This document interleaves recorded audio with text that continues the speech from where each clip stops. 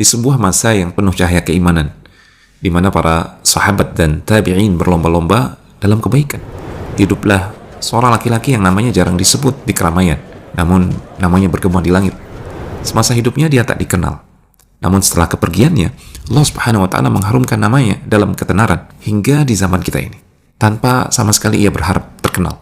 Dialah Uwais Al-Qarni.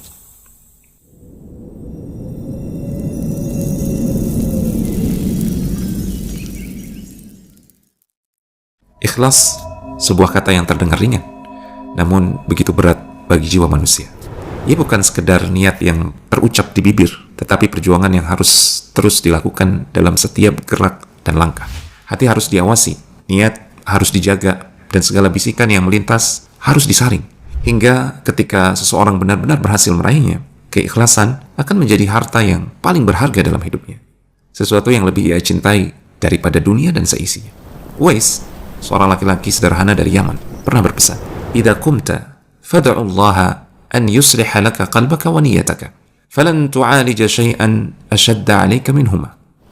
Jika engkau berdiri dalam salatmu dan dalam doamu, mintalah kepada Allah Subhanahu wa Ta'ala agar Dia memperbaiki hatimu dan niatmu, karena tidak ada hal yang lebih sulit untuk kau hadapi selain keduanya.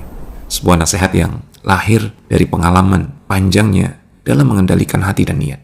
Namun, siapa sangka lelaki yang hidup dalam kesunyian itu disebut namanya oleh Rasulullah SAW.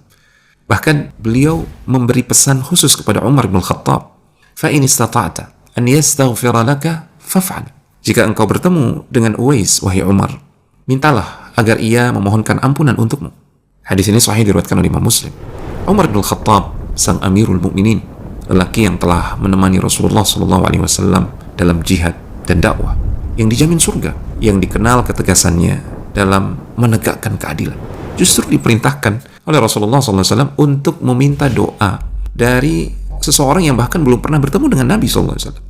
Dan Umar, dengan segala kedudukannya yang mulia, tidak pernah ragu untuk tunduk pada perintah dan arahan Rasulullah SAW.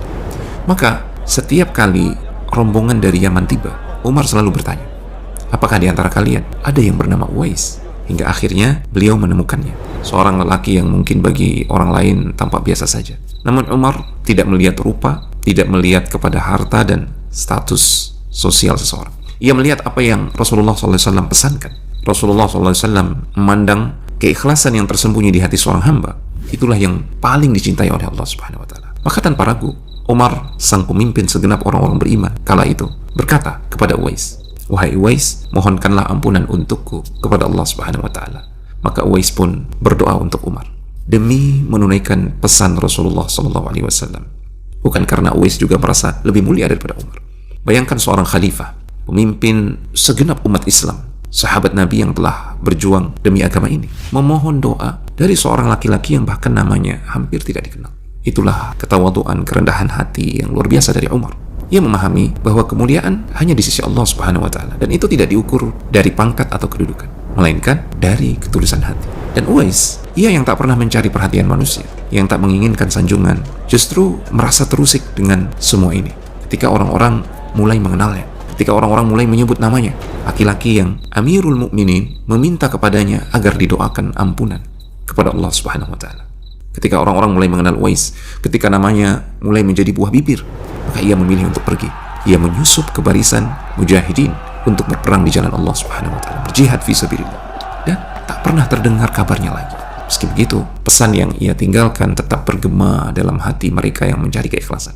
Tak ada sesuatu yang lebih sulit untuk kau taklukkan selain hatimu dan niatmu. Sebuah kalimat yang lahir dari jiwa yang telah mengarungi samudera keikhlasan dan memilih tetap bersembunyi, jauh dari sorotan manusia, tetapi begitu dekat dengan ridha Allah Subhanahu wa Ta'ala.